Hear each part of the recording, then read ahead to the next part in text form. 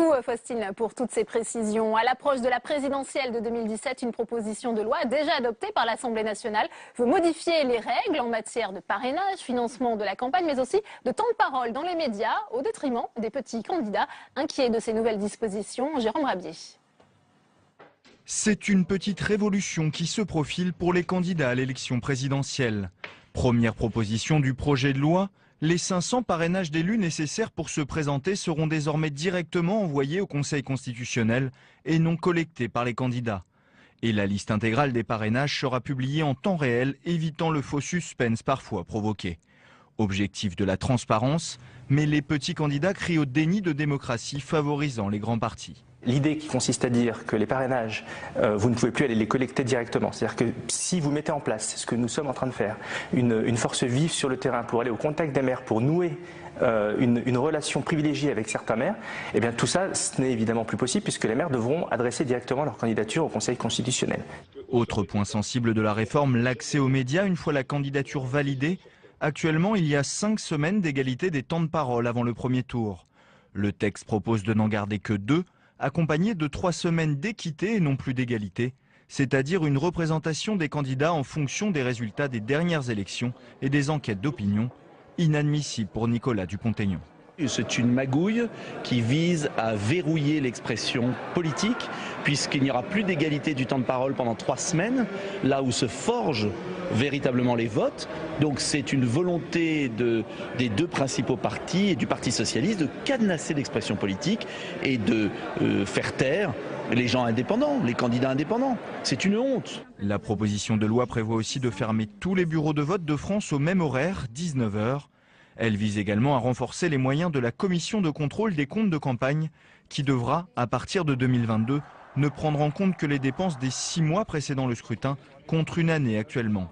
Le texte débattu dès mercredi prochain au Sénat doit être rapidement adopté car il est ensuite impossible de modifier les règles moins d'1 an avant l'élection présidentielle.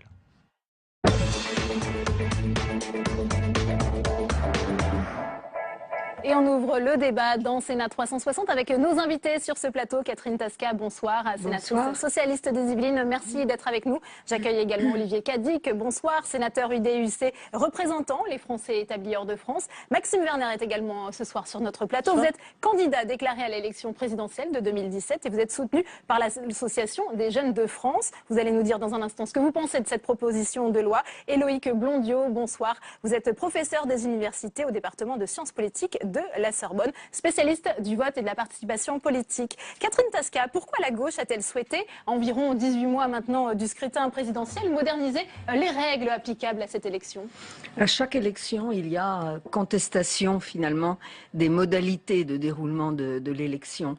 Et donc, Jean-Jacques Urvoas, qui a pris l'initiative de cette proposition de loi, a proposé d'anticiper sur les critiques et les difficultés qui reviennent de façon tout à fait récurrente après chaque élection pour améliorer, moderniser, je ne sais pas, mais en tout cas pour améliorer les règles. C'est ainsi que ça avait été présenté justement à l'époque par Jean-Jacques Urvoas, une volonté de modernisation des règles. Oui, ça inspire tous les projets de loi, la volonté de modernisation. En l'occurrence, il s'agit de clarifier les règles, de les rendre plus compréhensible et par les candidats et les formations qui les soutiennent et par le public aussi, par nos concitoyens.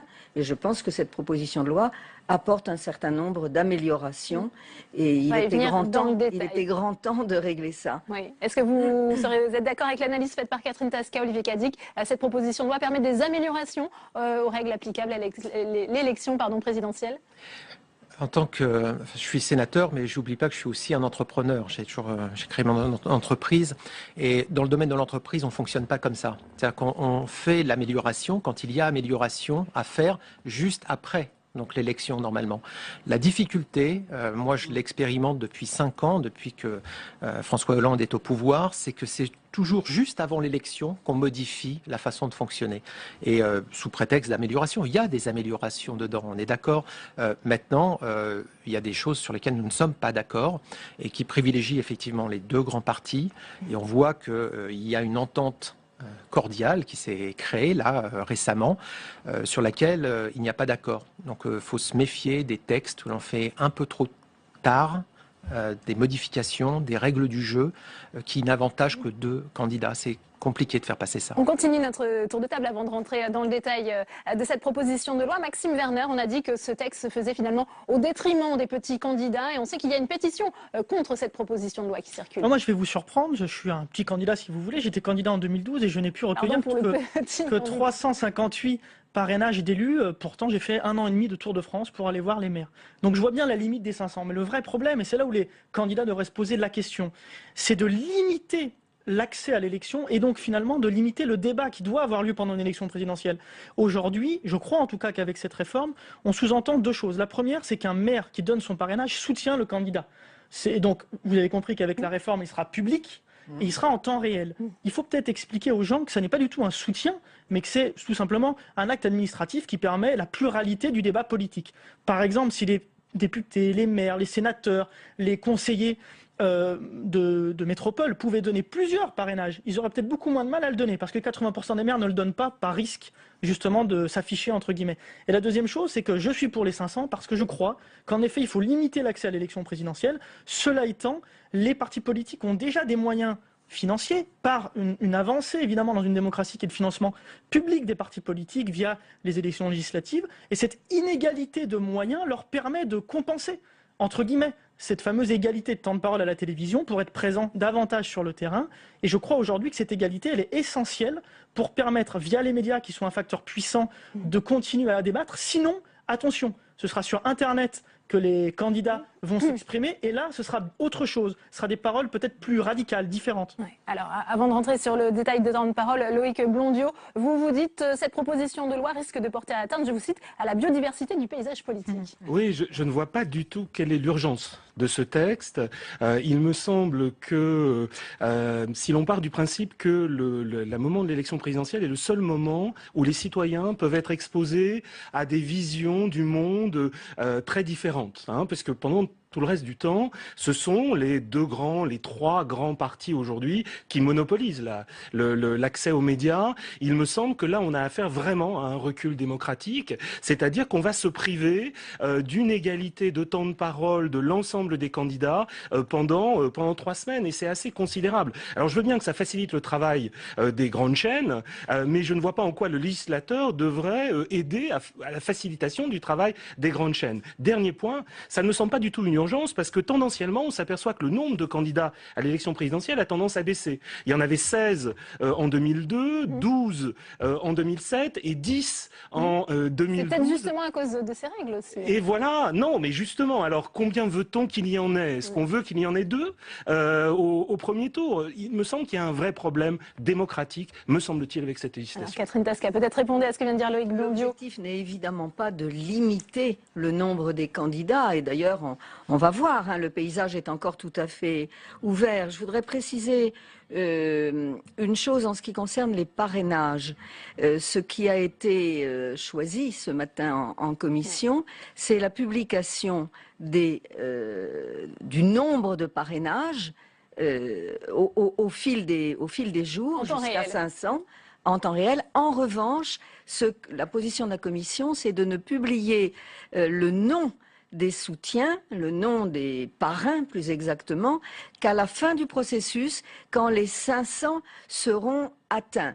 Donc, ça n'est pas une publication simultanée qui aurait en effet pour effet peut-être de contraindre, de gêner l'expression d'un certain nombre de soutiens. Le chapitre le plus important, c'est effectivement l'accès aux médias.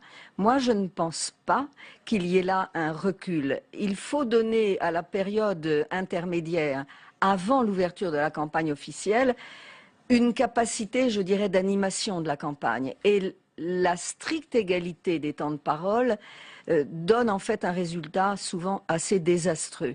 Elle s'impose pour la période de la campagne officielle, mais en amont, je pense qu'il n'est pas du tout nuisible de se fier à un principe, alors qui est plus difficile à mettre en œuvre, qui est celui de l'équité, assorti d'une programmation équitable, d'une programmation qui donne toutes ses chances à chacun des candidats.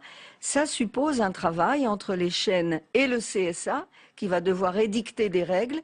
Il faut qu'elles soient claires, ces règles, et il faut que la programmation des émissions électorales dans les 2 semaines qui précèdent la campagne officielle, soit une programmation, je dirais, très cadrée, annoncée, sur laquelle nous pourrons juger avant de dire si c'est un progrès ou un recul démocratique. Ouais. Moi, je pense que ce sera mieux pour l'exposition des candidats, des petits comme des grands. Avant de faire agir Maxime Werner, Olivier Cadic, quelle est la position ici de la droite sénatoriale sur cette question des temps de parole? C'est vrai qu'on a parlé, et là je reprends les propos de Jean-Jacques Urvoas, de règles finalement un peu baroques en termes d'égalité de ces temps de parole, avec le même temps de parole pour Jacques Cheminade ou Nicolas Sarkozy par exemple. On est dans une compétition face à tous les Français, qui est une élection qui est quand même fondatrice pour la Ve République. L'élection présidentielle, c'est la mère de toutes les élections. Et donc, il y avait un principe qui avait été dicté, qui avait été du temps du général. C'était cette vision. Donc, c'est pour ça qu'il avait donné ses 500 parrainages, pour que justement n'importe qui ne puisse pas se présenter. C'était tout à fait clair. Le monde a changé. Les médias, l'importance des médias par rapport à ce que c'est 62 n'a bien évidemment rien à voir. Ceci étant, encore une fois, ça fait un peu bricolage. On dit, vous voyez, on n'est pas tout à fait clair. Et merci pour vos réserves. Donc, dire on va voir, il va falloir qu'ils se mettent d'accord. Eh bien, si on doit faire des tests, on ne le fait pas sur l'élection maire. Donc, c'est un petit peu ce qui a été dit au niveau de l'UDI. Ça fait partie des réserves que nous avons. C'est pour ça que notre groupe n'a pas voté en commission. Il y a ce point-là. Et puis, un autre point bloquant qui est aussi de passer de 1 an à 6 mois pour les comptes de campagne. On comprend bien que cette histoire maintenant de primaire où les 2 grands partis essayent de s'organiser pour définir qui va être leur candidat, on est en train de modifier, de jouer avec la loi pour pouvoir s'adapter à 2 partis. Ça pose des difficultés. Ça, c'est si vous voulez, les raisons pour notre groupe qui ont fait que, c'est celles qui ont motivé le refus.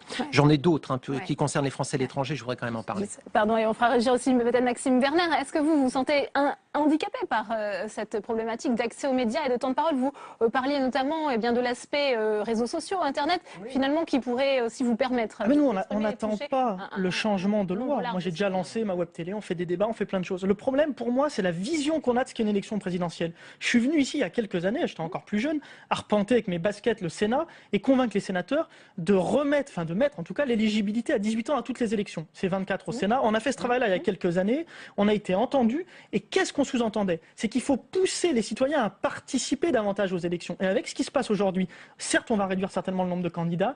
Quand il y a peu de candidats, attention, c'est Marine Le Pen et ce genre de candidats-là qui sont des espèces de signifiants vides, qui vont attirer eux des électeurs qui pourraient voter pour d'autres personnalités.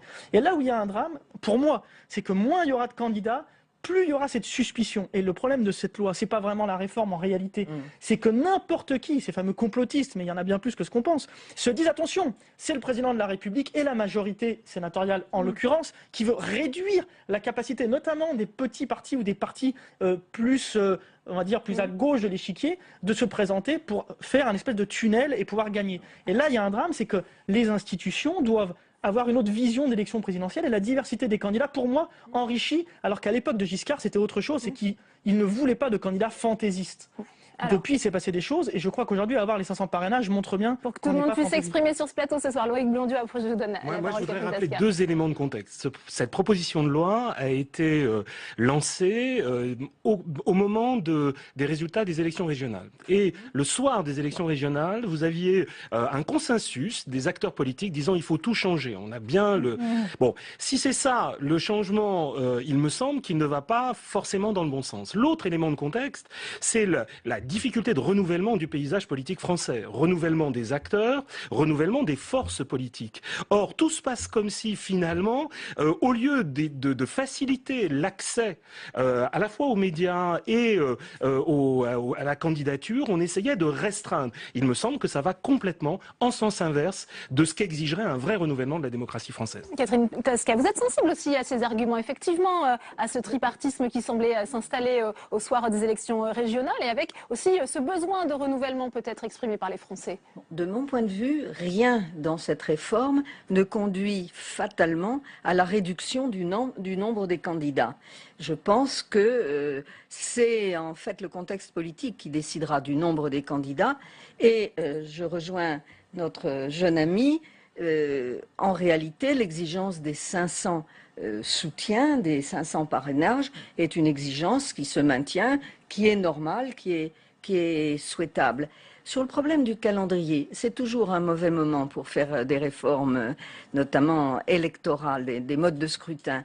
Mais ce matin, en commission des lois, en ce qui concerne les comptes de campagne, par exemple, il a été proposé, il faut que ce soit voté maintenant, il a été proposé de maintenir le délai d'1 an jusqu'à la prochaine échéance.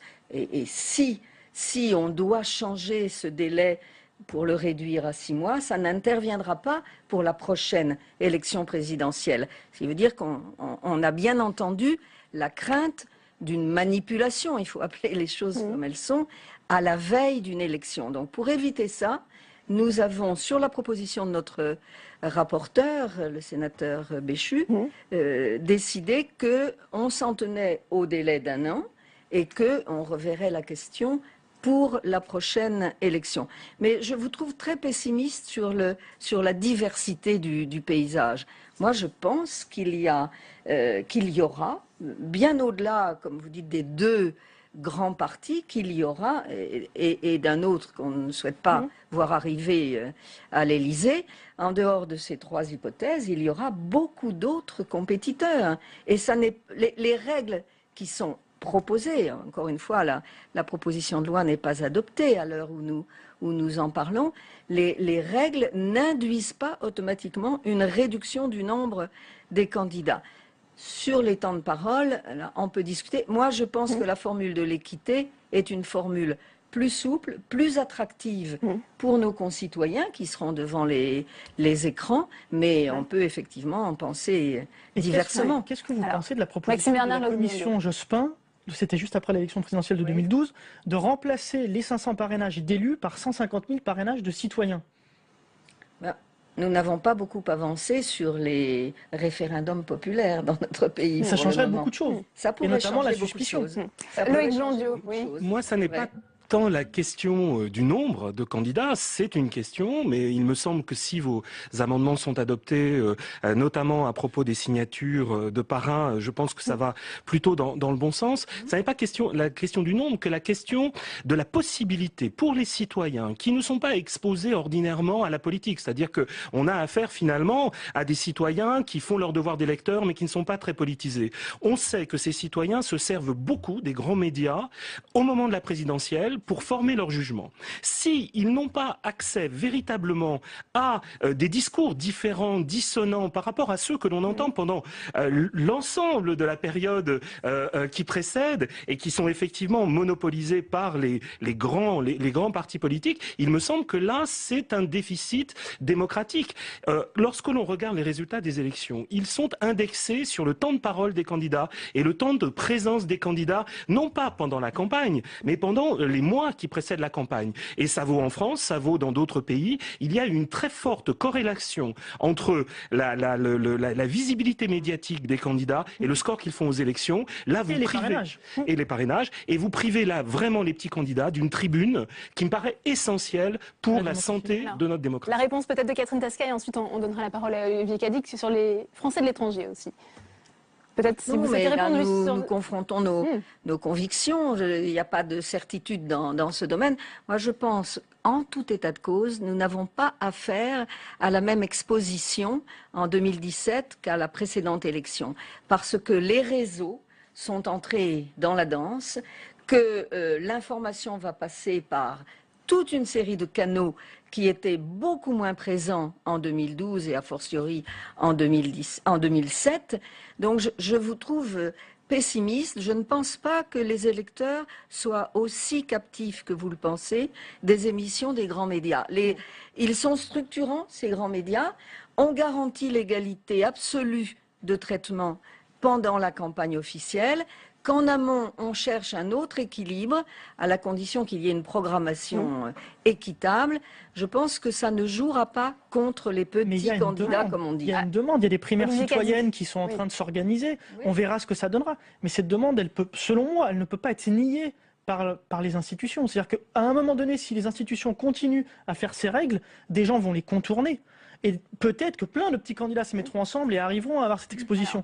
Olivier Cadic, oui. Je voudrais vous entendre aussi, parce qu'on arrive au terme de ce débat, sur les Français de l'étranger, puisqu'il y a une disposition aussi qui concerne l'harmonisation des horaires de fermeture des bureaux de vote. Alors comment ça va se passer pour les Français expatriés? Ah non, mais ça c'est... Le 19h partout, c'est une chose, mais il y a une disposition particulière. Oui, qui fait que, en fait, il y a une modification, il y a un article qui prévoit que les Français de l'étranger, jusqu'à présent, ils pouvaient voter à l'étranger pour les élections représentant leurs représentants locaux à l'étranger, dont je fais partie, et la possibilité de toujours voter pour le maire ou le conseiller régional de là où ils vivaient auparavant.